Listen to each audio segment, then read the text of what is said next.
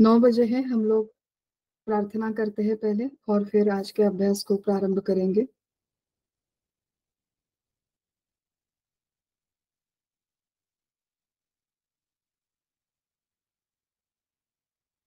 वसुदेवसुतं देवं कंसचाणूरमर्दनं देवकी परमानन्दं कृष्णं वन्दे जगद्गुरुम्।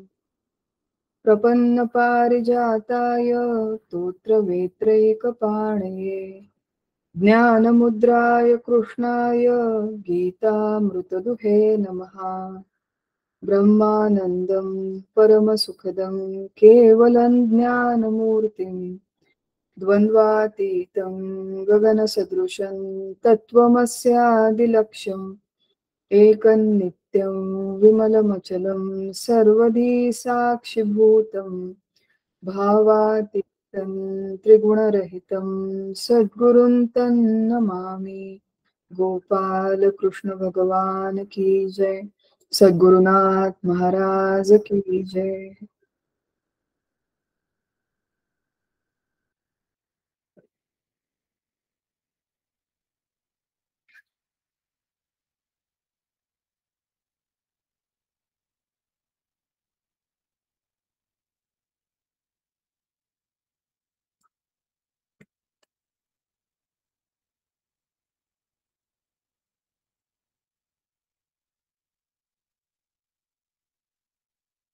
सब लोगों को प्रणाम, सबको वंदन करती हूँ। भगवत गीता अध्याय 3 कर्मयोग, इसका हम लोग अभ्यास कर रहे हैं और इसमें हमने अब तक पहले 29 श्लोकों का अभ्यास पूर्ण किया है और 30वें श्लोक का अभ्यास हम लोग कर रहे हैं। और इसके पहले हम लोग 30वें श्लोक तक जाए, थोड़ा सा पुनर्विचार करते हैं। थोड़ा सा पुनर्विचार केवल पहले 2 श्लोकों का नहीं, तो ये सारा जो परमार्थ क्षेत्र है, अध्यात्म क्षेत्र हम लोग जिसे कहते हैं, इसका हमारे जीवन में क्या मूल्य है, क्या आवश्यकता है, इसका थोड़ा सा पहले से विचार करते हैं।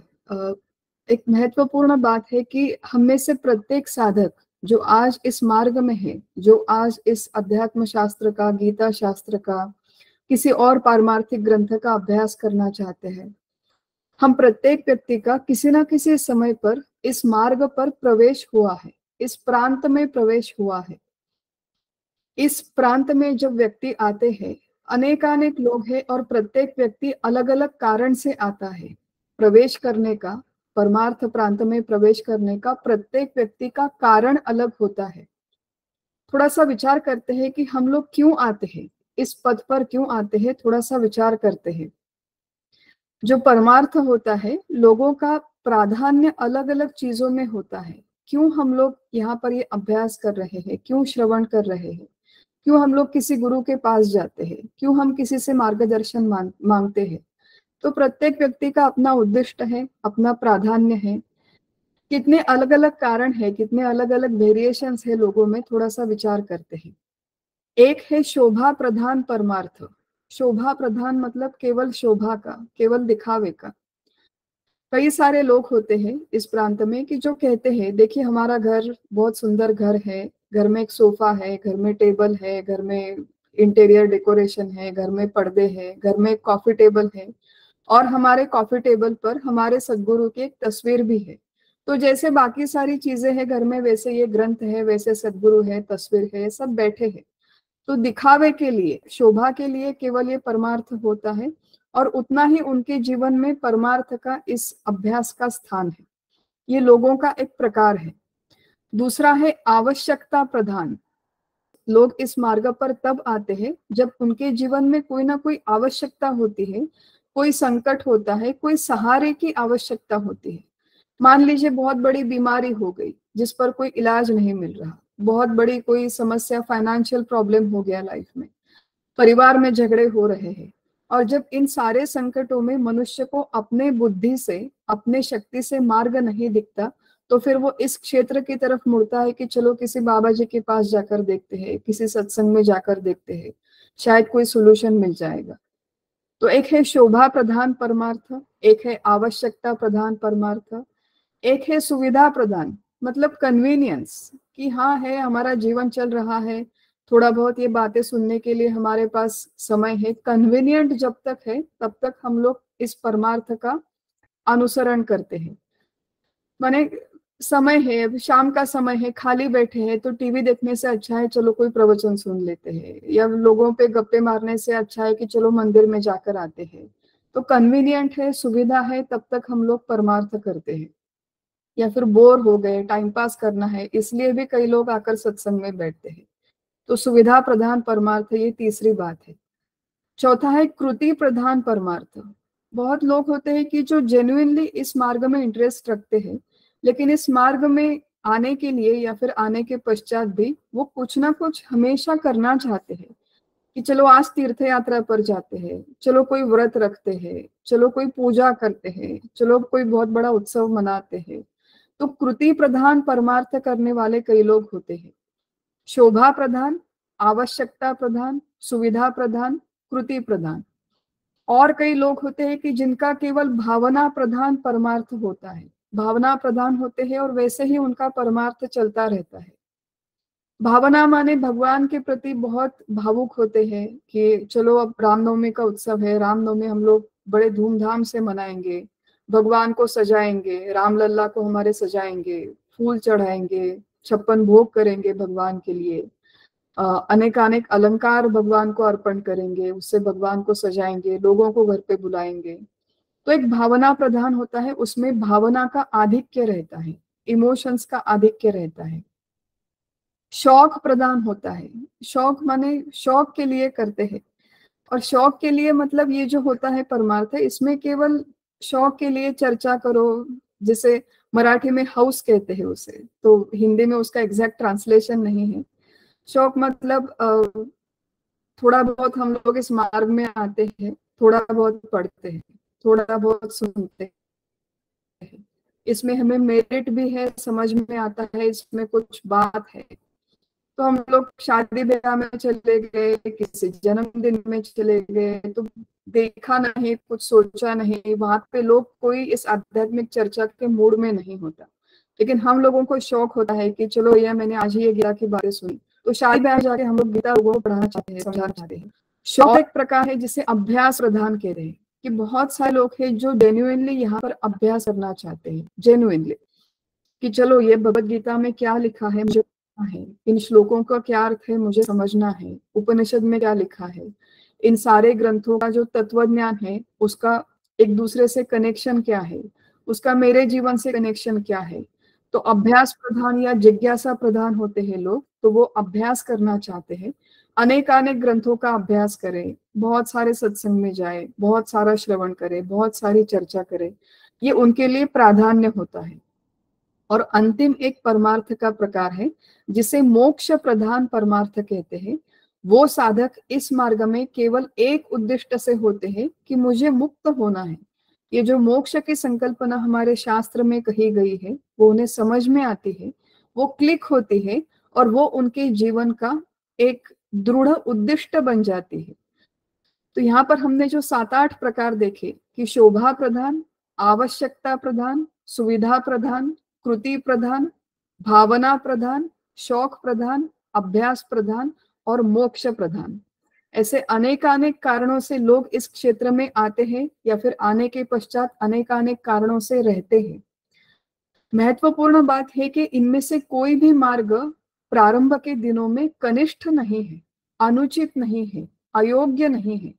इसमें कोई हर्ज नहीं कि बहुत सारे लोग जब संकट में होते हैं तभी उन्हें याद आता है कि चलो भगवान के यहाँ जाना चाहिए, चलो किसी साधु महात्मा के पास जाना चाहिए, चलो भगवत गीता में क्या कहा है वो सुनना चाहिए। ये मन में इच्छा तभी निर्माण होती है जब जीवन में कोई समस्या है। अगर कोई समस्या नहीं तो कई लोग इस मार्ग पर आते भी नहीं। तो इस तरह से इस मार्ग में प्रवेश होना या फिर इस तरह से इस मार्ग में प्रारंभ के दिनों में शौक की बात है, केवल भावना की बात है, केवल टाइम पास के लिए हम लोग आए हैं, ये सब कुछ ठीक है, ओके है प्रारंभ के दिनों में। लेकिन किसी भी कारणवश हम लोग इस मार्ग पर आए हैं, उस स्तर से हम लोग अगले स्तर पर विकसित हो, ये क्रम विकास इस मार्ग में होना आवश्यक है। पाठशाला में हम लोग जाते हैं तो हम लोग जीवन भर कोई पहली कक्षा में नहीं रहते, हर साल हमारा पहले से दूसरा, दूसरी से तीसरी कक्षा, फिर 10वीं में जाना, 12वीं में जाना, डिग्री लेना, इस तरह का क्रम विकास होता है। फिर हम लोग किसी जगह पर नौकरी करते हैं तो हम लोग एक ही लेवल पर काम नहीं करते, हम लोग प्रमोशन चाहते हैं। तो जीवन में जैसे क्रम विकास सारे क्षेत्र में होता है, हमारे शिक्षण में है, हमारे व्यवसाय में है, हमारी आर्थिक स्थिति में, जो भी बैंक बैलेंस है, हम लोग चाहते हैं कि इससे और बड़ा बैंक बैलेंस हो हमारा। क्रम विकास जैसे जीवन के सारे क्षेत्रों में होता है, बिल्कुल उसी तरह परमार्थ में क्रम विकास होना अपेक्षित है। तो भले ही मैं टाइम पास के लिए यहाँ पर आई हूँ और मैंने भगवत गीता के प्रवचन करना शुरू किया, ये एक लेवल तक ठीक है, लेकिन एक लेवल के पश्चात वो जो परस्यूट है वो टाइम पास से थोड़ा सीरियस होना आवश्यक है। भावना प्रधान हम लोग हैं, कृति प्रधान हम लोग होते हैं, वो प्रारंभ के स्तर में शोभा देता है, लेकिन धीरे धीरे उस भावना का रूपांतर जिज्ञासा में हो, उस जिज्ञासा का रूपांतर साधना में हो, और उस साधना का रूपांतर मोक्षेच्छा में हो। अंतिमतः महत्वपूर्ण बात यह है कि मोक्ष की इच्छा हमारे मन में निर्माण हो जाए, निर्माण होने के पश्चात वो प्रबल हो जाए, दृढ़ हो जाए, और केवल मोक्ष के लिए मुझे ये अभ्यास करना है। बाकी की जो सारी बातें हैं, चाहे वो अभ्यास हो, चाहे वो श्रवण हो, चाहे वो उत्सव हो, तीर्थ यात्रा हो, ये सारे पेरिफेरल एस्पेक्ट्स हैं परमार्थ के मार्ग में। मुख्य बात केवल एक है कि भगवान का मुख्य स्वरूप जानना, मेरा मुख्य स्वरूप जानना, और स्वरूपतः मैं और भगवान एक ही हूँ, एक ही है, इस तरह के अद्वैत की अनुभूति लेना, जिसे हम लोग शास्त्रीय परिभाषा में मोक्ष कहते हैं। आत्मानुभव लेना, भगवान के स्वरूप का अनुभव लेना, वो ऐक्य का अनुभव लेना, ये इस परमार्थ का मुख्य उद्देश्य है। जो प्रामाणिक साधक है वो मोक्ष छोड़ के किसी भी और उद्देश्य में सेटल ना हो। अल्प संतुष्ट हम लोग व्यवहार में नहीं होते। हम लोग ऐसा हमारे प्रोफेशन में नहीं कहते कि मैं एंट्री लेवल पे मैं जॉब कर रही हूँ तो मैं जीवन भर एंट्री लेवल पे ही जॉब करूंगी, ऐसा नहीं होता। मैं सीनियर लेवल बनना चाहती हूँ, मैं वीपी बनना चाहती हूँ, मैं कोई एग्जीक्यूटिव बनना चाहती हूँ। तो वो जैसे हम लोग व्यवसाय में अल्प संतुष्ट नहीं होते, वैसे परमार्थ में भी अल्प संतुष्ट ना हो। इसमें जो हाईएस्ट गोल है, सबसे सर्वोत्कृष्ट गोल, वो है मोक्ष, वो है आत्मानुभूति, और वहां तक हमारा क्रम विकास हो, और बाकी के सारे पेरिफेरल एस्पेक्ट्स धीरे धीरे इस परमार्थ में कम हो जाए, उनका प्राधान्य, उनका आधिक्य, उनकी प्रायोरिटी हमारे जीवन में धीरे धीरे कम हो जाए। केवल मोक्ष की हमें चाह रहे, ये तीव्र मोक्षेच्छा मन में निर्माण होना इस परमार्थ के मार्ग में आवश्यक है। उसी के दृष्टिकोण से हमें यहाँ पर भगवान उपदेश कर रहे हैं कि मोक्ष की इच्छा मन में जब धीरे धीरे निर्माण होती है, उसके लिए पहले चित्त शुद्धि और चित्त शांति होना आवश्यक है। उसके लिए कर्म उपासना दिन प्रतिदिन के जीवन में हम लोग जितनी योग्य पद्धति से करेंगे, शास्त्र विहित, मतलब गीता में जैसी कही उस पद्धति से अगर हम लोग कर्म उपासना करेंगे तो चित्त शुद्ध और शांत हो। और ये नियम है, एक निसर्ग का नियम है, इस प्रणाली का नियम है कि जो चित्त जितने प्रमाण में शुद्ध होता है, जितने प्रमाण में शांत होता है, उसे अंतिम शुद्धि और अंतिम शांति की चाह उसके मन में निर्माण होती है। लेकिन अंतिम शुद्धि, अंतिम शांति, निर्मलम निष्कलम शांतम, जिस तत्व का स्वरूप ही निर्मल निष्कल शांत है, वहां पर हमें जाकर अंतिम शुद्धि और अंतिम शांति, अंतिम समाधान मिलेगा। लेकिन उस तत्व तक मुझे जाना है, ये इच्छा निर्माण होने के लिए ये पूर्व तैयारी का भाग है, जो मुख्यतः इस तीसरे और चौथे अध्याय में, तीसरे चौथे पांचवें अध्याय में भगवान हमसे कह रहे हैं। 28वें श्लोक में इसी पूर्व तैयारी के दृष्टिकोण से कर्म कैसे किया जाए, इस दृष्टिकोण से जो उपदेश भगवान कर रहे हैं, उसमें एक बात उन्होंने कही कि जो आत्मज्ञानी व्यक्ति है, स्थित प्रज्ञ है, इस क्षेत्र में श्रेष्ठ संत महात्मा है, तत्वविद, मतलब तत्व जानने वाले ये जो लोग हैं, ये गुण विभाग, कर्म विभाग और आत्मस्वरूप, इनका फर्क अच्छी तरह से समझते हैं। गुण विभाग, कर्म विभाग परिवर्तनशील है, विनाशशील है, अध्यस्त है, माने भ्रमरूप है, और केवल आत्मा जिसके अधिष्ठान पर ये गुण कर्म काम कर रहे हैं, केवल आत्मा नाम का तत्व सत्य है, वो मैं हूँ। इस दृढ़ धारणा के साथ वो व्यावहारिक सत्ता में सारे अपने व्यवहार करते हैं, और इस दृष्टिकोण से व्यवहार करने के कारण उनके व्यवहार में भी बाधा नहीं आती। लेकिन व्यवहार में चाहे जितनी बातें मन के अनुकूल हो, मन के प्रतिकूल हो, उनकी अंदर की पारमार्थिक स्थिति को जरा भी धक्का नहीं लगता। तो व्यावहारिक और पारमार्थिक सत्ता का यथा योग्य समतोल रखते हुए, बैलेंस रखते हुए वो अपना सारा काम, सारा कर्म कर पाते हैं। आजू बाजू में जितने लोग हैं उनकी तरफ ये केवल गुणों का चल रहा खेल है, गुणों की क्रीड़ा है, इस दृष्टिकोण से देख पाते हैं। इसलिए आजू बाजू के लोगों का अनुकूल प्रतिकूल व्यवहार का उनके ऊपर कोई परिणाम नहीं होता। ये तत्वज्ञ व्यक्तियों की स्थिति होती है। और 29वें श्लोक में भगवान ने कहा, अभी तक जो लोग पूरी तरह से विकसित नहीं हुए, साधकावस्था में है, अज्ञान की अवस्था में है, पारमार्थिक दृष्टि से अभी तक जो लोग मंद बुद्धि है, मंद बुद्धि माने जो अभी तक देह तादात में से रहते हैं, उनका बुद्धि भेद नहीं करना चाहिए। तो प्रारंभ के दिनों में उन्हें कर्म की महत्ता, उपासना की महत्ता समझाना आवश्यक है। ये सारी बातें, ये सारी सूचनाएं ज्ञानी मनुष्य के लिए है। और ये सारी कहने के पश्चात हम लोगों ने 30वें श्लोक का विचार शुरू किया था। और 30वां श्लोक ये तीसरे अध्याय का एक बहुत महत्वपूर्ण श्लोक है हम के लिए, क्योंकि यहाँ पर भगवान ने हमें सूचनाएं दी है, वो हम लोग आज्ञा की तरह उनका स्वीकार करें, आज्ञा की तरह उनका पालन करें। क्योंकि इसमें वो चाबी है, किल्ली, जैसे कहते हैं कि बहुत बड़ा कोई लॉकर है, कोई जिसमें बहुत बड़ी पूंजी रखी हुई है। तो लॉकर की चाबी जिसके पास होती है, हमें जाकर उसके पैर पकड़ने पड़ते हैं कि भैया मुझे चाबी दे दो, क्योंकि मुझे वो लॉकर खोलना है। तो यहाँ पे जिस आत्मज्ञान की हमें चाह है, आत्मज्ञान की जिस मोक्ष की हमें चाह है, उसकी तरफ जाने के लिए पहले जो चित्त शुद्धि होनी आवश्यक है, वो चित्त शुद्धि के लिए किस तरह का कर्म मनुष्य करे, वो स्पेसिफिक सूचनाएं भगवान यहाँ पर इस श्लोक में देते हैं। उसमें पहला फैक्टर, पहला एस्पेक्ट है कि मयि सर्वाणि कर्माणि सन्न्यस्य। इसमें चतुर्थाश्रम सन्यास की बात नहीं है। भगवान मुख्यतः के कर्म तुम्हारे जो भी तुम कर रहे हो, जिस देश में, जिस काल में, जिस परिस्थिति में हो, जिस परिवार में हो, जिस व्यवसाय में हो, वहीं पर रहकर वही कर्म तुम करते रहो। लेकिन वो कर्म करते हुए इसके पहले जो तुम्हारी भावना थी, वो मुख्यतः स्वार्थ की भावना थी। स्वार्थ की माने, जब मैं मेरे बेटे के प्रति कोई कर्तव्य कर्म करती हूँ, मैं उसे खाना खिलाती हूँ, मैं उसे अच्छे संस्कार देती हूँ, तो मन में एक अपेक्षा होती है कि मेरा बेटा बड़ा होकर बहुत यशस्वी हो जाए, मेरा बेटे को बहुत प्रतिष्ठा मिले, और फिर इतना ही नहीं तो ये सब होने के पश्चात वो मेरी बहुत अच्छी देखभाल करे। तो इस तरह के ये जो सारे हमारे विचार है, उन्हें दूर रख के मयि सर्वाणि कर्माणि सन्न्यस्य, समर्पण बुद्धि से, त्याग बुद्धि से ये सारे कर्म करो। त्याग बुद्धि से, समर्पण बुद्धि से, इसका एक अर्थ मुख्यता है कि अहम ममता विरहित होकर करो। हमने ज्ञानेश्वर महाराज की ओवी देखी थी कि सन्यास, कर्मों का सन्यास नहीं करना है, कर्मों का त्याग नहीं करना है, परंतु संन्यस्त वृत्ति से हमें कर्म करने हैं।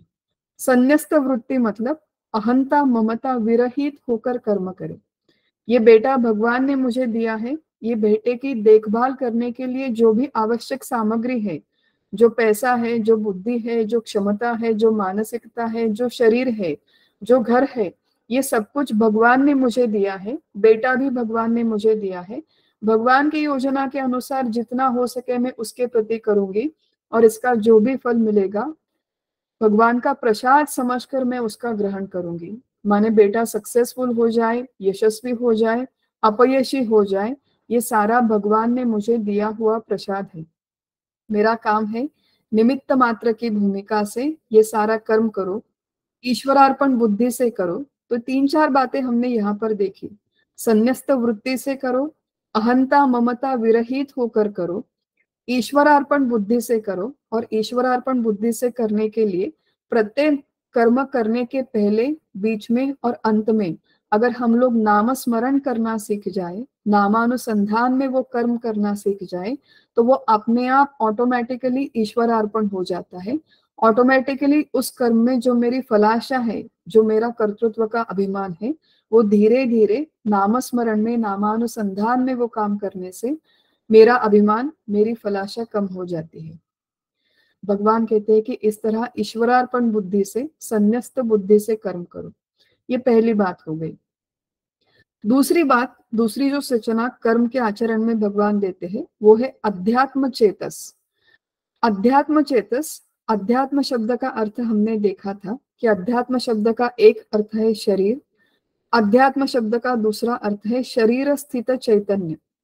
अध्यात्म शास्त्र शब्द का अर्थ है जिस शास्त्र में शरीर स्थित चैतन्य, ये मैं हूं, ये मेरा मूल स्वरूप है, इस तरह के सिद्धांत प्रतिपादन किए गए हैं, उस शास्त्र को अध्यात्म शास्त्र कहते हैं। और इसके जो भी सिद्धांत है, जो भी प्रिंसिपल्स है, जो मुख्यतः हमने दूसरे अध्याय में सांख्य योग में पढ़े हैं कि मैं देह नहीं हूं, मैं आत्मा हूं, और आत्मा के अनेकानेक लक्षण हमने देखे। आत्मा अज है, अजर है, नित्य, आद्य, सनातन, अच्छेद्य, अक्लेद्य, अदाह्य, अशोष्य, से बहुत बड़ी श्रृंखला, बहुत सारे लक्षण हमने देखे। प्रारंभ में ये सारा एक थ्योरेटिकल डिस्कशन, इंटेलेक्चुअल जगलरी रहती है, हम लोग केवल शाब्दिक स्तर पर ये सब कुछ समझने का प्रयास करते हैं। लेकिन धीरे धीरे धीरे ये जो आत्मविचार, आत्मचिंतन, अध्यात्म चेतस हमारे चित्त में दृढ़ता से स्थित हो जाए, माने हमारे दिन प्रतिदिन के जीवन में हम लोग शरीर से काम करते हैं, लेकिन मन में बहुत सारा ऐसा समय होता है कि हम लोग दूसरे ही कोई विचार करते हैं। जीवन पद्धति में देखिए, एक है शरीर का समय, दूसरा है मन का समय। शरीर काम में रत होते हुए भी मन जब खाली होता है तो उसमें बहुत सारे अनावश्यक विचार आते हैं। मराठी में उसके लिए शब्द है भाकड़ विचार। भाकड़ मतलब बिल्कुल निरर्थक, जिसका कोई मतलब नहीं है। ऐसे अनेकानेक विचार हम लोग मन से करते रहते हैं। बाहर से, शरीर से जो भी घर गृहस्थी का काम है वो करते समय मन जो निरर्थक विचारों में व्यस्त रहता है, उस मन को हम लोग धीरे धीरे ट्रेनिंग दे कि इस तरह के आत्मचिंतन में अध्यात्म चेतस हो जाए, आत्मचिंतन में उसे रममाण करे। अब ये this is easier said that done, ये कोई इतनी आसान बात नहीं है। हम लोगों को बाकी के जो 50 झमेले हैं वो बहुत जल्दी मन में उसके विचार आते हैं, लेकिन ये जो शाश्वत सुख के विचार है ये कोई इतने जल्दी मन में आते भी नहीं है, स्थिर भी नहीं होते। तो हम लोग ग्रेजुअली विचार करते हैं कि ग्रेजुअली एटलीस्ट एक बात हमारे मन में पक्की हो जाए कि इस तरह का अध्यात्म शास्त्र का अभ्यास करना, इस आत्म तत्व का अनुभव लेना, ये मेरे लिए जीवन में प्रायोरिटी है। अध्यात्म चेतस का एक अर्थ हम लोग इस तरह कर सकते हैं कि हमारे जीवन की प्रायोरिटीज थोड़ी सी हम लोग बदल दे। आज तक मेरे जीवन में केवल इतनी ही प्रायोरिटी थी कि मुझे बड़ा घर बांधना है, मुझे बड़ी कार लेनी है, मुझे प्रोफेशन में मुझे इस लेवल तक प्रमोशन चाहिए, मुझे बैंक में इतने पैसे चाहिए। केवल यही मेरे जीवन के उद्दिष्ट थे। हम लोग इतने अजीब होते हैं, हमारे उद्दिष्ट केवल अपने खुद के जीवन से जुड़े हुए नहीं, तो हमारे परिवार के जीवन से भी जुड़े हुए रहते हैं। मेरा बेटा जब छोटा था तो मेरा ये एक उद्दिष्ट हुआ करता था कि मैं बहुत चाहती थी वो बड़ा होकर क्रिकेट स्टार बने, और सचिन तेंदुलकर के बाद मेरे ही बेटे का नाम सारे लोगों की जुबान पर हो, इतना अच्छा वो क्रिकेट स्टार बने। तो बहुत सारी मेहनत में उसके पीछे लगी रहती थी, उसे क्रिकेट के क्लास में लेकर जाओ, उसे प्राइवेट कोचिंग में डालो, उसे ट्रेनिंग करवाओ, उससे तालीम करवाओ, सारी बातें होती थी। My life was entirely about making my son a cricket star. जो प्रामाणिक साधक है वो इस तरह से जो भी काम करना है, आप बेटे को अवश्य क्रिकेट के क्लास में लेकर जाओ। जब वो बच्चे बड़े होते हैं जीवन काल में, इस तरह से उन्हें किसी कला का प्रशिक्षण देना, किसी क्रीड़ा का प्रशिक्षण देना, ये आवश्यक बातें होती है। बच्चों के संगोपन में ये आवश्यक बातें होती है। तो व्यवसाय के लिए जो भी करना है, बैंक बैलेंस बढ़ाने के लिए करना है, बच्चों के लिए करना है, ये सब कुछ लगन से, प्रामाणिकता से करे। परमार्थ क्षेत्र में आने के पश्चात एक बात समझ में आ जाए कि इनमें से कोई भी मेरे जीवन का उद्दिष्ट नहीं है, ये प्राथमिकता नहीं है, ये प्रायोरिटी नहीं है। प्रायोरिटी क्या है? प्रायोरिटी केवल एक ही है कि I want to know who I am, self realization या फिर गॉड रियलाइजेशन। मुझे मेरे स्वरूप का अनुभव लेना है, या फिर मुझे भगवान कौन है उनके सत्य स्वरूप को जानना है, हमारे ऐक्य को जानना है। अध्यात्म चेतस माने एक बार निश्चय से ये हमारी प्रायोरिटी बदल जाए कि ये सारे जो मैं काम कर रही हूँ, अब मैं बैंक बैलेंस बढ़ाने के लिए, बच्चे को क्रिकेट स्टार बनाने के लिए या फिर वीपी होने के लिए नहीं कर रही हूँ। वही काम मैं करूंगी, लेकिन इस कर्म के माध्यम से मुझे अपने स्वरूप का अनुभव करना है, मुझे भगवान के स्वरूप का अनुभव करना है। और भगवान का स्वरूप जानना, मेरा अपना स्वरूप जानना, ये मेरा ध्येय बन जाता है। और बाकी के सारे कर्तव्य है, बाकी के सारे ड्यूटीज है, ये अगर मैं अच्छी तरह से करूंगी तो मेरा चित्त शुद्ध हो जाएगा, मेरे मन में कोई चुभन नहीं रहेगी। और फिर इस शुद्ध और शांत मन के साथ मुझे अपने स्वयं के स्वरूप का अनुभव होगा, मुझे भगवान के स्वरूप का अनुभव होगा। हम लोगों ने जब पंच महायज्ञों का विषय देखा था, तो हमने देखा था कि प्रत्येक कर्म हमारे व्यवहार का ये एक भगवान की आराधना है, भगवान की पूजा है। यद्यत कर्म करोमि तत्तद अखिलम शंभो तवाराधनम। कि जो भी मैं काम कर रही हूँ व्यवसाय के प्रति, प्रपंच के प्रति, ये भगवान के चरण में मैं मानो एक फूल अर्पण कर रही हूँ। ये प्रत्येक कर्म एक ईश्वर की पूजा है, और कर्म का जो भी फल मुझे मिलता है वो भगवान का प्रसाद है। तो कर्मण्येवाधिकारस्ते माँ फलेषु कदाचन, इस सिद्धांत का वो प्रत्यक्ष आचरण होता है। और इस तरह से अपने जीवन के लाइफस्टाइल को बदलना, अपने प्रायोरिटीज को बदलना, और इस तरह से कर्म, उपासना और ज्ञान, इन तीनों का सुंदर संगम करके अपने लाइफस्टाइल को जीना, अपने जीवन को जीना, ये एक परमार्थ में आगे चलने का, आगे बढ़ने का सुंदर मार्ग है।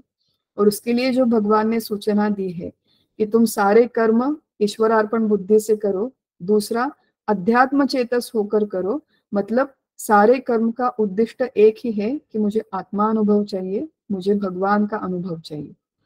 ये दो सूचनाएं भगवान ने दी। और फिर आगे की लाइन में भगवान कहते हैं, तीन वहां पर बातें कही है। निराशी निर्मम भूतवा, मतलब निराश होकर, निर्मम होकर, युद्धस्व, मतलब अपना युद्ध करो, अपने सारे कर्तव्य कर्मों का पालन करो। और एक बात कही है, विगत ज्वरः। विगत ज्वरः का लिटरल अर्थ है संताप रहित होकर, अस्वस्थ ना होते हुए, बेचैन ना होते हुए, क्रोधित ना होते हुए तुम युद्ध करो। अब युद्ध करना है तो भगवान ने मुख्य बात यहाँ पर कही है कि तुम्हारी जो भी तुम्हारे जीवन में ड्यूटी है उसे प्रामाणिकता से करो, लेकिन वो करते हुए तुम्हारे दृष्टिकोण कैसा हो, मनस्थिति कैसी हो। तो उसमें तीन बातें भगवान ने कही है। एक है निराश, दूसरा कहा है निर्मम, और तीसरा कहा है विगत ज्वर। निराश शब्द का अर्थ है आशा रहित। अब निराश शब्द ये व्यवहार में थोड़ा सा निगेटिव शब्द है, काफी बदनाम शब्द है। जो हम सिनेमा व मूवीज में देखते हैं कि एक लड़का है जो लड़की को छोड़कर चला गया, या फिर लड़की लड़के को छोड़कर चली गई, तो वो एकदम निराश हो गया, देवदास हो गया और उसने आत्महत्या कर ली। तो ये जो व्यवहार का नैराश्य है, निराशता है, उसका परमार्थ के निराशता से कोई संबंध नहीं। परमार्थ में जो निराशता है वो विचार पूर्वक आशा रहित होना, विचार पूर्वक मुख्यतः फलाशा रहित होना। कर्म तुम्हारे करते रहो, कर्मण्येवाधिकारस्ते, वही जो बात भगवान ने बोली है वो तुम अत्यंत प्रामाणिकता से, निष्ठा से, जितनी क्षमता तुम्हें भगवान ने दी है, जितनी बुद्धि दी है, जितनी शारीरिक क्षमता दी है, जितनी तुम्हें फाइनेंशियल क्षमता है, उन सारे क्षमता का, सारे कौशल का उपयोग करके कर्म करो।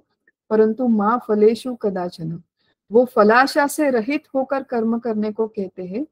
निराश वृत्ति से युद्ध करो।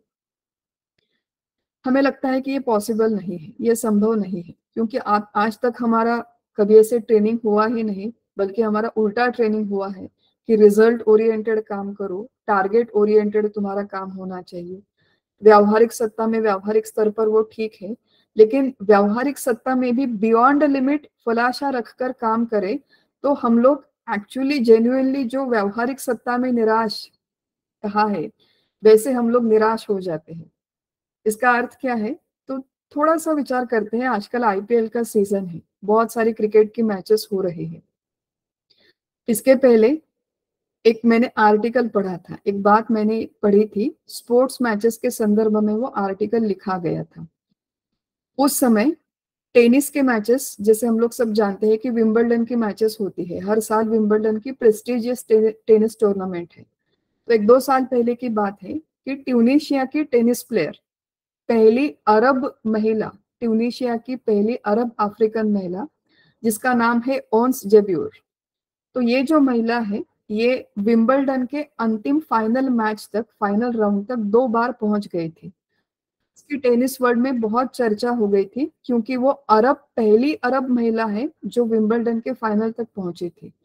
उसका जो संपूर्ण देश है, वो सारे देश की उससे बहुत अपेक्षाएं थी कि विंबलडन के अंतिम मैच तक पहुंचे हैं तो ये विंबलडन जीत के दिखाएगी। लेकिन अनफॉर्चुनेटली दोनों ही बार वो विंबलडन में फाइनल राउंड तक आकर हार गई, ट्यूनीशिया की पहली महिला टेनिस प्लेयर ऑन्स जेब्यूर। इसके हार के पश्चात लोगों ने उसकी बहुत सराहना की, उसे बहुत एनकरेज किया, लेकिन वो शी वॉज हार्ट ब्रोकन। जब वो फाइनल प्राइज डिस्ट्रीब्यूशन का सेरेमनी चल रहा था तो वो रो रही थी। और उसके पश्चात उसके इंटरव्यूज हुए, और जो स्पोर्ट्स साइकोलॉजी वाले जर्नल्स है वहां पर बहुत सारे आर्टिकल्स लिखे गए थे। एक आर्टिकल लिखा गया था कि do you really have control over winning matches.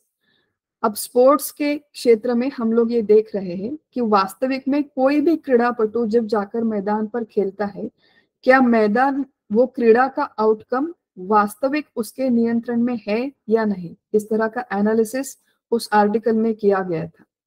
तो वहां पर उन्होंने लिखा था कि देखिए, किसी भी स्पोर्ट्समैन, किसी भी क्रीड़ापटु के लिए प्रत्यक्ष खेल खेलना, उसके लिए जो तालीम चाहिए उस पर उसका नियंत्रण है।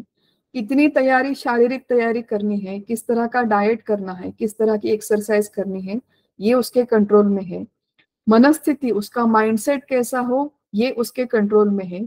उसके प्रयत्न, उसकी एकाग्रता, उसकी मैच की स्ट्रेटेजी, प्रत्यक्ष मैच के दिन वो किस तरह अपने विचारों पर और भावनाओं पर नियंत्रण रखता है, ये सारी बातें उसके कंट्रोल में होती है, हो सकती है।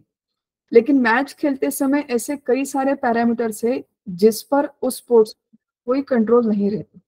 फॉर एग्जाम्पल, मैच के दिन वेदर कैसा हो, क्लाइमेट कैसा हो, उस पर नियंत्रण नहीं है।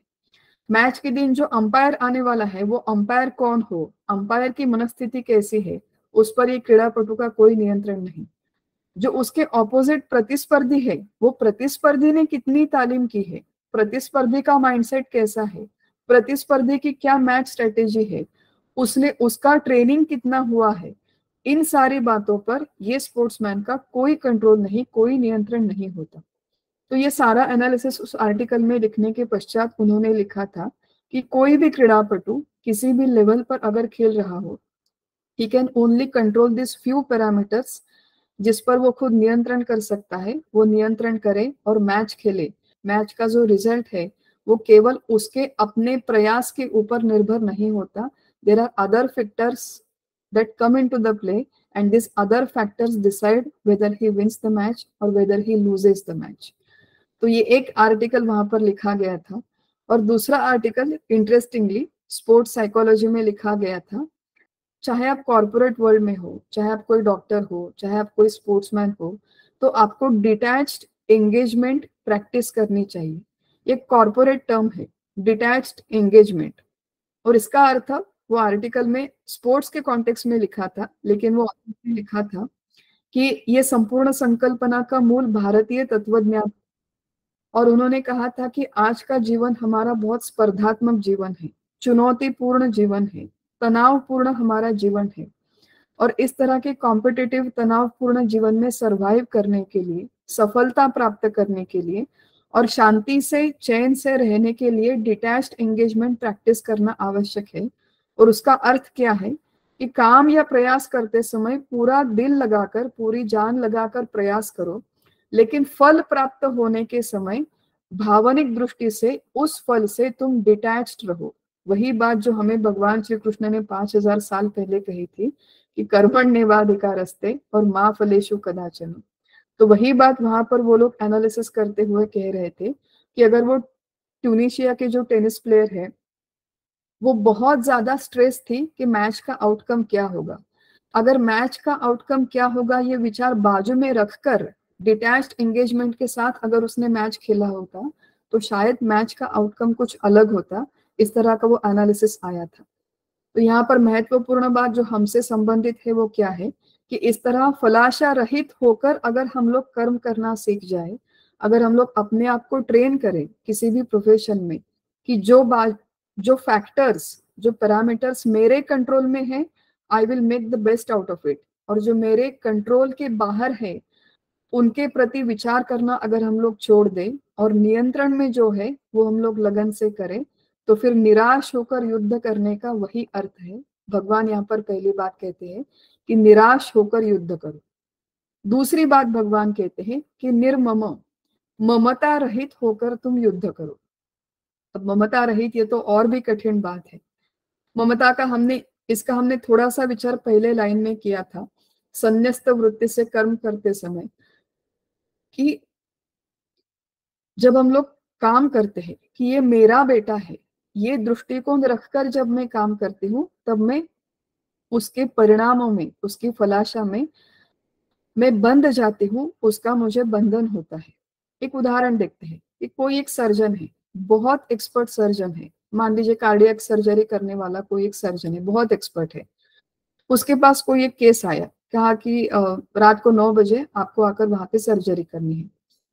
तैयार है, प्रामाणिक डॉक्टर है, वहां पर जाकर सर्जरी करने के लिए तैयार होता है, यूनिफॉर्म डालता है, वहां पर चला जाता है, और सारा सब कुछ तैयारी करने के बाद जब वो अंदर जाता है, पेशेंट का नाम, पूरी केस हिस्ट्री दिखता है, तो उसे समझ में आता है कि अरे ये पेशेंट तो मेरा इकलौता बेटा है। अब जब इकलौता बेटा है और उसके ऊपर इतनी कठिन सर्जरी करनी है, उसे समझ में आता है, तो कहता है कि मैं ये सर्जरी नहीं करूंगा। वो किसी कलीग को बुला लेता है, कहता है कि आप ये सर्जरी करो, I can not do this, I can not operate on my son. क्यों नहीं कर सकते? अगर दूसरा कोई व्यक्ति होता तो आप आराम से वो सर्जरी कर लेते, लेकिन मेरा बेटा है इसलिए मैं ऑपरेट नहीं कर सकती, क्योंकि अब मैं एंशियस हूँ, अब मैं रेस्टलेस हूँ, अब मुझे लगता है कि मुझसे कुछ चूक भूल हो जाए तो शायद इसकी जान चली जाएगी। तो दूसरे पेशेंट के समय ये विचार हमारे मन में आता है क्या? नहीं आता। तो जहां पर ममता होती है वहां पर हमारी काम करने की एफिशिएंसी अफेक्ट हो जाती है।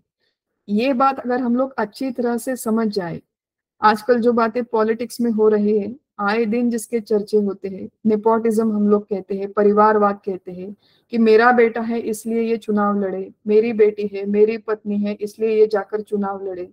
और ये परिवारवाद की वजह से जितने सारे झमेले राजकारण में हो रहे हैं, जितने झमेले इंडस्ट्रीज में होते हैं, फिल्म इंडस्ट्री में होते हैं, स्पोर्ट्स फील्ड में होते हैं, तो ये परिवारवाद इसलिए है क्योंकि ममता है। और किसी भी प्रोफेशन में, किसी भी स्तर पर, ये मेरा है इसलिए अच्छा है, मेरा है इसलिए मैं उसके प्रति ज्यादा विचार करती हूँ, ज्यादा उसके प्रति आसक्त रहती हूँ, ज्यादा उसको चिपक के बैठती हूँ। प्रत्येक ऐसे समय पर मेरे खुद की काम करने की एफिशिएंसी अफेक्ट हो जाती है। यही ममता फैक्टर अगर हम लोग उस काम से, उस जॉब से, उस ड्यूटी से निकाल दें, तो वही कर्म कर्तव्य कर्म के दृष्टिकोण से होगा, अच्छा होगा, और हम लोग उसे एफिशिएंटली कर पाएंगे। तो ममता है इसलिए काम ज्यादा अच्छा होता है और ममता नहीं इसलिए काम बुरा होता है, ऐसी बात नहीं। इनफैक्ट ये अदर वे राउंड है। जितनी निर्मम वृत्ति से हम लोग काम करें उतना वो अच्छा होने की संभावना है। महाभारत में एक सुंदर श्लोक आया है इसके लिए। तो महाभारत में शांति पर्व में ये श्लोक आया है, जहां पर व्यास मुनि कहते हैं कि द्वे अक्षरस्तु भवेन मृत्यु, जो 2 अक्षर है उससे मृत्यु होता है, और त्रयक्षरम ब्रह्म शाश्वतम, 3 जो अक्षर है इससे शाश्वत ब्रह्म की प्राप्ति होती है। 2 अक्षर कौन से हैं जो मृत्यु की तरफ लेके जाते हैं? तो व्यास मुनि कहते हैं मम इति तु भवेन मृत्यु। मम, इन 2 शब्दों से मृत्यु की तरफ मनुष्य चला जाता है, और न मम, इन 3 शब्दों से, 3 अक्षरों से वो शाश्वत तत्व की तरफ चला जाता है। तो कितनी सुंदर संकल्पना है, देखिए कि मम इन 2 अक्षरों से मृत्यु की तरफ, न मम इन 3 अक्षरों से शाश्वत ब्रह्म प्राप्ति की तरफ मनुष्य चला जाता है। तो ममता मतलब मेरा होने की भावना, और न ममता मतलब ये मेरा नहीं है, ये भगवान ने मुझे दिया हुआ प्रसाद है। चाहे मेरा शरीर हो, चाहे मेरी घर गृहस्थी हो, मेरे परिवार वाले हो, मेरी धन दौलत हो, everything is given to me by God for a limited period of time. उसमें जितना मुझे ये सब कुछ मिला है, उसमें I will only play my role. जो भूमिका मुझे भगवान ने दी है, उस भूमिका से अगर हम लोग कर्म करेंगे तो हमें उसका बंधन नहीं होगा। तो यहाँ पर जो मुख्य बात है, और एक महत्वपूर्ण यहाँ पर एक हमारे गुरु जी हमसे हमेशा मजे से कहते हैं कि ममता रहित होकर अवश्य कर्म करो, लेकिन जाकर लोगों से ये बात नहीं कहना। हम लोगों को ये बड़ा शौक होता है कि जो भी हम लोग थोड़ी सी प्रगति किसी क्षेत्र में हो जाए तो हम लोग जाकर लोगों से कहते हैं। तो घर में अपने बेटे से, अपने पति से, अपने पत्नी से ये बात जाकर कहनी नहीं है कि मैं अब तुम्हारे प्रति निर्मम हो गई हूँ, मेरी तुम में कोई आसक्ति नहीं है, मैं तुम में बिल्कुल चिपक के नहीं बैठी हूँ मन से। ऐसी बातें शब्दों से उन्हें कहने की कोई आवश्यकता नहीं है। ये निर्मम निराश अवस्था केवल अंदर की स्थिति है, उसे छुपाए रखना, strategically hiding it is equally important. तो निर्मम अंदर से रहे, बाहर हम लोग चाहे ममता का प्रदर्शन करें, चाहे जाकर बेटे का बर्थडे है तो उसके लिए केक बनाए, उसके लिए कार्ड लेके आए, उसके लिए पार्टी करे, जो भी करना है करे, लेकिन अंदर निर्मम वृत्ति हो। बाहर से हम लोग काम ऐसे करें कि मानो ममत्व सहित काम कर रहे हैं। कल भगवान ने कहा था युक्ति, जो पहले हम लोगों ने इसके पहले 28वें 29वें श्लोकों में देखी थी कि तुम लोग मानो आसक्त हो, इस तरह का दिखावा करके काम करो। मानो तुम लोग ममता सहित हो, ऐसा दिखावा करके बाहर से काम करो, अंदर की स्थिति तुम्हारी ममता रहित हो, निर्मम हो। निर्मम होने से मनुष्य शुष्क नहीं होता, ड्राई नहीं होता। ये जरूर होता है कि साधना के काल में एक ऐसा समय आता है कि जो हम लोग इस मार्ग पर आगे चलते हैं, तो एक बहुत सुंदर शब्द है, हमारे गुरुजी कहते हैं कि वैराग्य के झटके आते हैं मनुष्य को, विरक्ति के झटके आते हैं कि ना इसमें कोई मतलब नहीं है, ना मेरे घर में है, ना परिवार में है, ना बेटे में है, ना मेरी नौकरी में है, ना ट्रैवल करने में है, तो कुछ करने का मन नहीं करता। ना ढंग के कपड़े पहनो, ना लोगों से बात करो, ना कहीं पर जाओ, ना कहीं से आओ, किसी भी चीज का मन नहीं करता। तो ये एक टेम्पररी फेज है, ये साधकावस्था में बीच में आती है। इस फेज को रिकॉग्नाइज करें अच्छे से, और समझ में स्पिरिट इन बातों का समझना आवश्यक है कि ये निर्मम वृत्ति, निराश वृत्ति, अनासक्त वृत्ति केवल अंदर की अवस्था है। बाहर काम करते हुए हमें दिखावा करना है कि एज इफ हम लोग आसक्त है, एज इफ हम लोग ममता सहित है। प्रेम से बातें करें। प्रेम करना ये मनुष्य के हृदय का, अंतःकरण का स्थायी भाव है। भगवान ने यहाँ किसी भी श्लोक में ये नहीं कहा कि तुम लोगों से प्रेम मत करो, लोगों से प्रीति मत करो, लोगों के प्रति तुम्हारे मन में आस्था ना हो, ऐसी कोई बात भगवान ने नहीं कही। तो लोगों के प्रति प्रेम होना, आस्था होना, मन संवेदनशील होना, दूसरों के सुख दुख को समझना, ये सारी बातें आत्मज्ञानी व्यक्ति बहुत अच्छी तरह से कर सकता है। इनफैक्ट आत्मज्ञानी व्यक्ति का हृदय हम सब लोगों से कई अधिक संवेदनशील होता है। दूसरों का दर्द, दूसरों की वेदना, दूसरों की अपूर्णता, दूसरों के सुख दुख वो बहुत भली भांति अच्छी तरह से समझते हैं। लेकिन ये समझते हुए भी दूसरों के सुख दुख में वो स्वयं आसक्त नहीं होते, वो स्वयं ममता की दृष्टिकोण से उन्हें चिपक के नहीं बैठते। अलिप्त वृत्ति से ये सारा व्यवहार वो करते हैं, लेकिन अत्यंत प्रेम से, अत्यंत आस्था से वो सारे लोगों के साथ अपने रिश्ते बनाए रखते हैं। और वही हमारे लिए आदर्श है कि अंदर से निर्मम, अंदर से निराश, और अंतिम जो बात है वो है विगत ज्वरहा। ज्वर शब्द का अर्थ है संताप, क्रोध रहित होना। और ऐसे नहीं कि हम लोगों को हर बात में क्रोध आता है, संताप आता है, लेकिन एक बेचैनी होती है, अस्वस्थता होती है।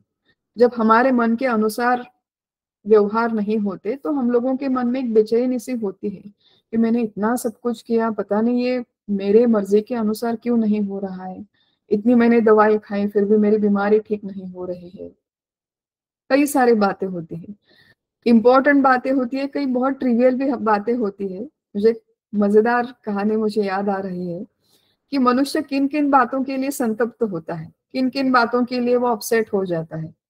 बहुत साल पहले की बात है, जब हम सारे दोस्त लोग थे, हमारे बच्चे छोटे छोटे थे, तो हम हमारे छोटे बच्चों को 3-4 साल के होंगे शायद, हम सबको लेकर जू में गए थे, प्राणी संग्रहालय में। वो जो जू था हमारे घर से बहुत दूर, 1-1.5 घंटे का ड्राइव करके हमें उस जू में जाना पड़ा था। और हमारे 3-4 साल के बच्चे हैं, बहुत बड़ा जू है, हम लोग यहाँ वहां घूमकर बच्चों को वो प्राणी दिखा रहे थे। और एक पिंजड़े में 2 शेर बैठे हुए थे और उस पिंजड़े के सामने दूसरी महिलाएं अपने बच्चों को लेकर आई हुई थी। उनमें से एक बच्चा 7-8 साल का था, वो बहुत इंटरेस्ट से उन शेर की तरफ देख रहा था। और जो दूसरी महिला थी उसका बेटा एकदम छोटा था, 1-1.5 साल का, जो अभी अभी नया नया चलना सीखा है, ऐसा एकदम छोटा सा बच्चा था। तो जो एक माँ है वो अपने 7-8 साल के बच्चे को सब कुछ दिखा रही थी, सिखा रही थी शेर के बारे में। और जो दूसरी माता है उसका जो छोटा 1-1.5 साल का बच्चा, वो वहां प्राणी संग्रहालय में जाके उस पिंजड़े के सामने नीचे जमीन पे बैठ गया। और जमीन पे बैठकर जमीन पर एक छोटी सी चींटी या कीड़ा जा रहा था, तो एकदम इंटरेस्ट से वो उस कीड़े को या चींटी को देखने में मग्न था। तो जो माता आई हुई है वो बहुत रेस्टलेस हो गई कि मैं इतनी दूर तुम्हें यहाँ पर जू में लेकर आई हूँ, और मुझे मैं तुम्हें, और वो माता बहुत ट्राई कर रही थी कि देखो उस शेर को देखो, वो ब्राउन कलर का है, उसकी पूंछ कैसी है, उसका कलर कैसा है, उसका साइज कैसा है, ये सब वो शी वांटेड टू टीच, कि ये शेर के बारे में सारी की सारी जानकारी मैं अपने बच्चे को सिखाऊं। लेकिन वो जो 1-1.5 साल का बच्चा है, उसे उस शेर को देखने में कोई इंटरेस्ट नहीं था। उसका सारा ध्यान वो छोटी सी चींटी में लगा हुआ था। और वो जो माँ थी वो उस वजह से बहुत अपसेट हो गई, और उनकी जो भी चर्चा है हम लोग सुन रहे थे। तो ऐसा हमारा जीवन है कि ज्वरहा मतलब छोटी सी बात यहाँ वहां हो जाए तो हम लोग संतप्त हो जाते हैं, हम लोग रेस्टलेस हो जाते हैं। मैं इतना तुम्हारे लिए कर रही हूँ, परिवार में हम लोग कहते हैं, माता पिता हो, पति पत्नी हो, मैं इतना I am doing so much for you, लेकिन तुम्हें कोई वैल्यू ही नहीं है मेरे करने की। ये सारी एंजाइटी क्यों है मन में? क्योंकि हम लोग अपेक्षा रखते हैं। अगर निरपेक्ष वृत्ति से ये सारे कर्तव्य करना सीख जाए तो ये सब कुछ फिर गुणा गुणेषु वर्तन्त, एक क्रीड़ा बन जाती है। सारा व्यवहार क्रीड़ा की तरह हो जाता है। और ये कर्म करने की बहुत सुंदर किल्ली, बहुत सुंदर चाबी यहाँ पर हमें भगवान देते हैं। सबसे पहली बात, युद्धस्व, युद्ध करो, डू नॉट रन अवे। नैष्कर्म्य सिद्धि प्राप्त करने के लिए, आत्मज्ञान प्राप्त करने के लिए अपने काम छोड़ के भाग जाना किसी गुफा में, किसी हिमालय में, किसी आश्रम में, ये कोई सोल्यूशन नहीं है। तुम कर भी नहीं पाओगे, वहां पर जाकर बैठ भी नहीं पाओगे।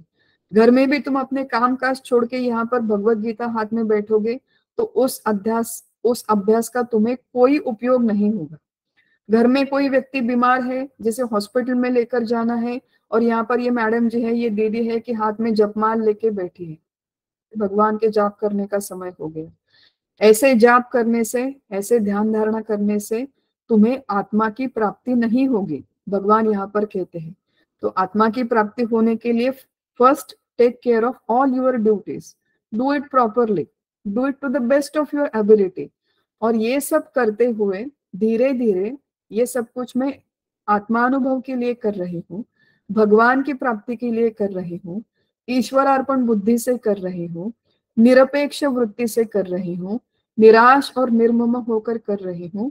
ऐसा हमारा कर्म करने का एटीट्यूड अगर ट्रांसफॉर्म हो जाए तो उसी के माध्यम से फिर चित्त शुद्धि होती है, और उसी के माध्यम से हम लोग आने वाले बड़े ज्ञान के लिए ज्ञाननिष्ठ हो जाते हैं, और उसकी अनुभूति के लिए धीरे धीरे तैयार हो जाते हैं। संत कबीर का एक दोहा है, संत कबीर जी का, कि धीरे धीरे रे मना, धीरे सब कुछ होए, माली सींचे 100 घड़ा, ऋतु आए फल होए। ये जो प्रांत है, ये जो मार्ग है, इसमें हमारी प्रगति धीरे धीरे होती है। माली सींचे 100 घड़ा, छोटा सा अगर हम लोग पेड़ लगाए तो 100 घड़े पानी डालने के पश्चात, योग्य समय जाने के पश्चात वो बड़ा होता है, और उसके पश्चात उसे फल आते हैं। तो फल आने के लिए थोड़ा समय देना आवश्यक है। ऐसे एक दिन एक रात में तो ये बातें होने वाली नहीं है। तो प्रयत्न करते रहे, लेकिन इस प्रयत्न को जिस समय फल आने हैं वो आएंगे। आज हमारा काम केवल इतना ही है कि भगवान की इन सारी सूचनाओं का हमारे जीवन में प्रत्यक्ष पालन करना, अध्यात्म चेतस हो जाए, निराश निर्मम विगत ज्वर हो जाए, और ये सब करते हुए युद्ध करे, अपना कर्तव्य कर्म करे। अंत में ये सारे कर्म ईश्वरार्पण बुद्धि से भगवान के चरणों में समर्पण कर दे। ये सारा जो एक महत्वपूर्ण श्लोक है, 30वां श्लोक, इसका हमने अभ्यास किया। और 31वें और 32वें श्लोक में इसी का एक विषय का आगे का थोड़ा सा जो भाग है वो भगवान ये 2 श्लोकों में कहते हैं। पहले हम लोग श्लोक पढ़ते हैं कि 31वें श्लोक में भगवान कहते हैं, ये मे मतमिदं नित्यम अनुतिष्ठन्ति मानवाः श्रद्धावन्तो न सूयन्तो मुच्यन्ते तेपि कर्मभिः ये त्वेतदभ्यसूयन्तो नानुतिष्ठन्ति मे मतम् सर्वज्ञान विमूढ़ांस्तान् विद्धि नष्टान चेतसः। श्लोकों के अर्थ है कि भगवान कहते हैं, जो कोई भी मेरे इस मत को श्रद्धा और मेरे प्रति निर्दोष दृष्टि रखकर स्वीकार करते हैं तथा उसके अनुसार आचरण करते हैं, वे सभी समस्त कर्म बंधनों से मुक्त हो जाते हैं। परंतु जो मेरे प्रति दोष बुद्धि रखते हैं और इसलिए उस मत के अनुसार बर्ताव नहीं करते, वे ज्ञान के विषय में मोहित लोग नष्ट हो गए हैं, ऐसा ही तुम समझो। तो भगवान ने यहाँ पर 2 बातें कही है। पहले भगवान ने कहा है कि जो लोग मेरे इस मत का स्वीकार करते हैं और अनुसरण करते हैं, स्वीकार और अनुसरण कैसे करते हैं, तो श्रद्धा के साथ और अनसूय वृत्ति के साथ जो मेरे इस मत का स्वीकार करते हैं और अनुसरण करते हैं। एक महत्वपूर्ण कैच यहाँ पर है, महत्वपूर्ण शब्द है कि भगवान ने कहा कि दिस इज माय ओपिनियन, ये मेरा मत है कि आदर्श कर्म करने का तरीका जो मैंने तुम्हें अभी 31वें 30वें श्लोक में कहा है, सर्व कर्मों का संन्यास करो, अध्यात्म चेतस हो जाओ, निराश हो जाओ, निर्मम हो जाओ, इस तरह से कर्म करने के पश्चात तुम कर्म बंधन से मुक्त हो जाओगे, ये मेरा मत है। भगवान ने इस समय या फिर अगले किसी भी श्लोक में अपनी कोई भी बात अर्जुन पर थोपी नहीं है, अर्जुन पर ये इन्फोर्स नहीं किया है कि मैं कहता हूं इसलिए तुम्हें ये करना चाहिए। ये भगवान ने कभी नहीं किया, ये उनका अप्रोच नहीं किया, और ये वेदांत शास्त्र का भी अप्रोच नहीं है। वेदांत शास्त्र इज वेरी सिंपल। जो सिद्धांत है, जो तत्व है और जो साधना पद्धति है, वो अधिकाधिक रैशनल पद्धति से लोगों के सामने रखना, इतना ही शास्त्र का, शास्त्रकारों का और आचार्यों का काम होता है। सिखाने के पश्चात, ये शास्त्र सामने रखने के पश्चात, टेक इट और लीव इट, तुम इसे स्वीकार करो या फिर तुम छोड़ दो, ये तुम्हारा चॉइस है। क्रियमाण कर्म स्वातंत्र है। तो भगवान कहते हैं कि भगवान ने ये नहीं कहा ये मेरी आज्ञा है, भगवान ने ये नहीं कहा कि ये मेरा आदेश है, भगवान ने केवल इतना कहा कि ये मेरा मत है, तुम्हें अगर स्वीकार करना है तो तुम करो, तुम्हें नहीं करना है तो मत करो। और स्वीकार करना है तो वो भी रिलक्टेंस से स्वीकार करके कोई उपयोग नहीं है। तुम आत्यंतिक श्रद्धा से और अनसूय वृत्ति से अगर इसका स्वीकार करोगे तो तुम कर्म बंधनों से मुक्त हो जाओगे। ये भगवान का आश्वासन है, रीअश्योरेंस है। एक और महत्वपूर्ण बात यहाँ पर है कि भगवान ने यहाँ पर ये नहीं कहा कि तुम मुझे स्वीकार करो, भगवान ने ये नहीं कहा कि तुम मेरी आकर पूजा करो, मेरी बढ़ाई करो, मेरे लिए व्रत करो, मेरे लिए उपवास करो, मेरी जन्माष्टमी मनाओ, मुझे तुम 56 भोग चढ़ाओ। ये कोई बात भगवान ने नहीं कही है। तो भगवान के सगुण मूर्ति के प्रति आस्था रखना, ये परमार्थ के क्रम विकास का एक स्तर है कि हम लोग भगवान का जो भी पूजा पाठ करते हैं, हार चढ़ाते हैं, भोग चढ़ाते हैं, वो केवल मूर्ति के प्रति हमारी भावना, हमारी आस्था का प्रकटीकरण है। लेकिन हमने इतने सारे पूजा पाठ किए, भगवान की आरती हमने की, लेकिन भगवान की सूचनाओं का पालन नहीं किया, तो केवल शरीर के उस कृति का, शरीर के उस पूजा पाठ का, उस फूल अर्पण करने के स्थूल कृति का कितना मूल्य है। सूफी दोहा है, एक सूफी सुंदर दोहा है कि उसमें लिखा है, जाहिदा मस्जिद में जाकर दम बदम सिजदा करे। जाहिदा मतलब कोई धर्म पालन करने वाला व्यक्ति मस्जिद में जाकर दम बदम म्हणजे बार बार सिजदा करे, मतलब सर नीचे रखता है जमीन पर और उनके अल्लाह को प्रणाम करता है। जाहिदा मस्जिद में जाकर दम बदम सिजदा करे, दिल तो झुकता ही नहीं, सर झुका तो क्या हुआ। तो हम लोग भगवान के सामने चाहे 108 बार हम लोग अपना सर झुकाएं, 108 बार फूल चढ़ाए, 108 बार भोग चढ़ाए, ये सब हमने किया, लेकिन हमारा दिल भगवान के सामने नहीं झुका। मतलब भगवान ने जो भी सूचनाएं हमें दी है, हमने उसका पालन नहीं किया, तो केवल सिर झुकाने से क्या होगा जीवन में। यही बात यहाँ पर भगवान कहते हैं कि श्रद्धा रखो। जो भी मैंने अब तक तुम्हें सिद्धांत की बातें कही है, साधना की बातें कही है, कर्माचरण के नियम कहे हैं, उन पर श्रद्धा रखो, उन पर विश्वास रखो, और अनसूय तुम्हारी वृत्ति हो, तुम्हारे वृत्ति में असूया ना हो। ये पारमार्थिक साधक के लिए बहुत महत्वपूर्ण क्राइटेरिया है। मानवीय जीवन में आज तक हमें एक जो आदत लगी है, वो एक इनवेरिएबली हम लोग तुलना करते हैं, इनवेरिएबली हम लोग कंपैरिजन करते हैं। ये व्यवहार में हमारे कुछ हद तक आवश्यक है, हमारे शिक्षण पद्धति में, व्यवसाय में। हमें प्रमोशन चाहिए, हमें नंबर 1 चाहिए, हमें आईआईटी में इतना रैंकिंग चाहिए, इतने परसेंटाइल चाहिए। तो कंपैरिजन करना एक व्यवसाय व्यवहार का हिस्सा है। तो व्यवहार में जितना आवश्यक है उतनी तुलना करना ठीक है, लेकिन मन में तुलना ना हो, मन में स्पर्धा ना हो, मन में असूया ना हो। एक तो व्यवहार में ये जो हमारा स्वभाव है, वही लेकर हम लोग परमार्थ में आते हैं। और परमार्थ में असूया करना मतलब पारमार्थिक इन बातों में एक दूसरे से तुलना करना, एक दूसरे को जज करना, एक दूसरे के दोष देखना। ये होता है हमारा हमेशा कि देखो ये तो 10 साल से ये दीदी है, यहाँ पर प्रवचन कर रही है, लोगों को भगवत गीता पढ़ाती है, लेकिन इनकी तरफ देखो, ये तो खाना खाते समय बड़े चाव से खाना खाती है, तो बड़े चाव से कपड़े पहनती है, इतना यहाँ वहां घूमती है, पिक्चर को भी जाती है। तो दीदी को शायद अभी तक कुछ गीता समझ में ही नहीं आई। हम लोग हमेशा दूसरों के दोष देखने में लगे हुए रहते हैं। इसने इतना पढ़ा फिर भी उसे नहीं आया, इसने इतना सुना फिर भी उसे नहीं आया, ये इतना नाम जाप करता है फिर भी गुस्सा करता है। तो जो भी दोष है वो लोगों के दोष देखना, लोगों को जज करना, उनकी पीठ पीछे उनके प्रति गॉसिप करना, उनकी निंदा करना, उनकी अगर परमार्थ में या फिर प्रपंच में प्रगति हो जाए, उनको अगर कुछ अच्छे अनुभव आ जाए, तो उनके प्रति मन में असूया होना, एक ईर्ष्या होना, थोड़ा मत्सर होना, ये जो सारे गुण हैं, ये साधक के लिए अत्यंत बाधा निर्माण करने वाले गुण हैं। तो भगवान यहाँ पे कह रहे हैं कि क्लीन अप योर माइंड। ये जो सारे विकार है, परमार्थ क्षेत्र में साधक को किसी दूसरे साधक के प्रगति या अधोगति किसी के भी बारे में विचार करने की आवश्यकता नहीं है। जब हम लोग स्वयं साधक अवस्था में होते हैं, our entire focus should be on our self, कि मेरी कहाँ पर प्रगति हो रही है, मेरी कहाँ पर अवनति हो रही है, मैं कहाँ पर ये सब कुछ कर पा रही हूँ, कहाँ पर मेरे शॉर्टकमिंग्स है, and how I can improve my self. केवल इतना ही विचार करें, लोगों का विचार छोड़ दें।